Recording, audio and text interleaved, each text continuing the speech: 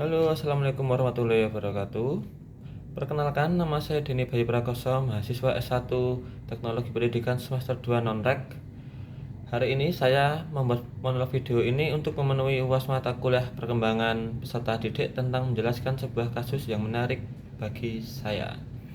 Dan kasus tersebut adalah kasus seorang ustadz yang menghamili santrinya di Cibiru, Kota Bandung. Sumber jabartribunnews.com tahun 2021.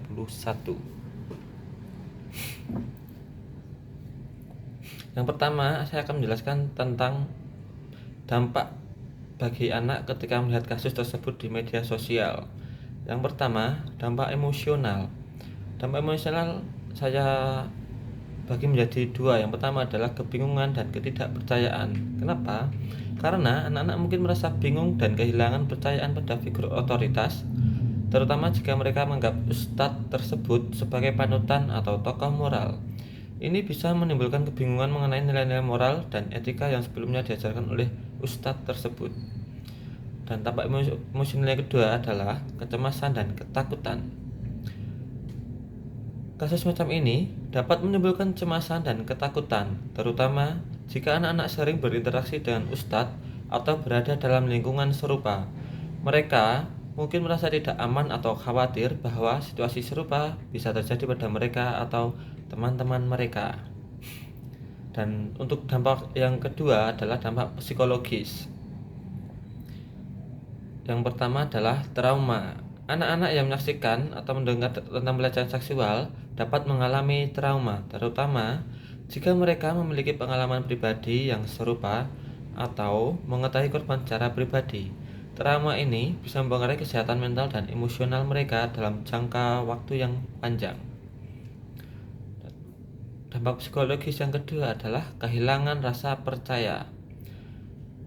Anak-anak mungkin kehilangan rasa percaya terhadap institusi keagamaan atau pendidikan, serta terhadap figur otoritas secara umum. Ini dapat mengganggu hubungan mereka dengan guru, ustadz, dan pemimpin komunitas yang lainnya. Untuk yang nomor 3 adalah dampak sosial. Dampak sosial yang pertama adalah stigma dan isolasi. Anak-anak mungkin merasa malu atau terstigma oleh kasus tersebut, terutama jika mereka berasal dari lingkungan atau komunitas yang terlibat. Mereka mungkin merasa diisolasi atau dijauhi oleh teman-teman mereka karena adanya kasus ini. Dampak sosial yang kedua adalah perubahan dalam interaksi sosial.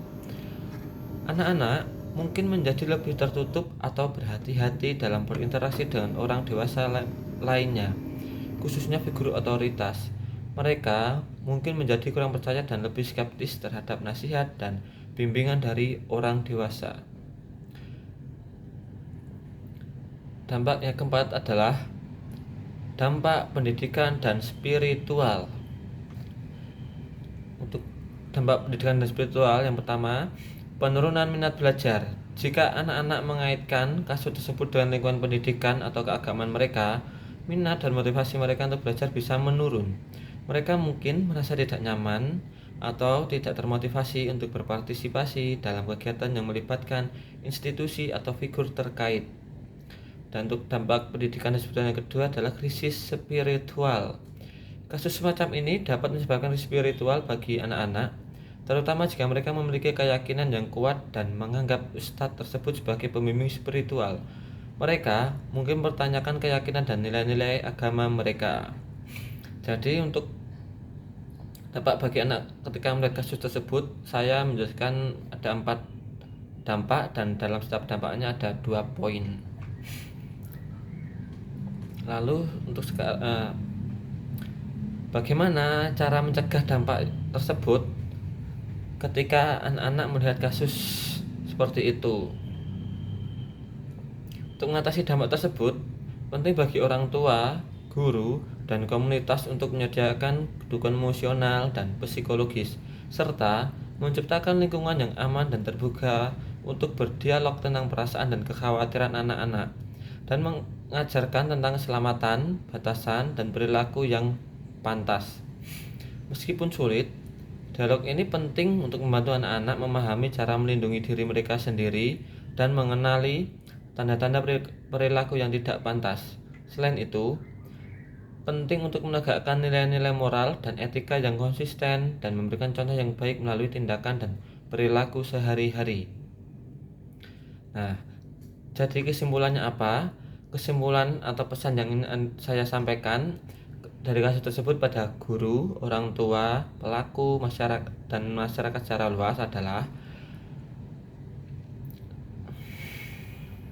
sebagai pengingat untuk kita bahwa kita semua memiliki tanggung jawab untuk menjaga keselamatan dan kesejahteraan anak-anak. Guru harus menjaga etika profesional. Orang tua harus mendidik dan memantau anak-anak mereka.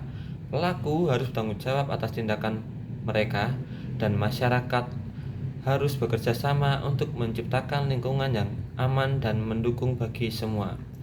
Dengan belajar dari kasus ini, kita dapat berusaha untuk mencegah kejadian serupa di masa mendatang dan memastikan bahwa anak-anak tumbuh dalam lingkungan yang aman dan penuh kasih sayang. Sekian dari saya. Wassalamualaikum warahmatullahi wabarakatuh.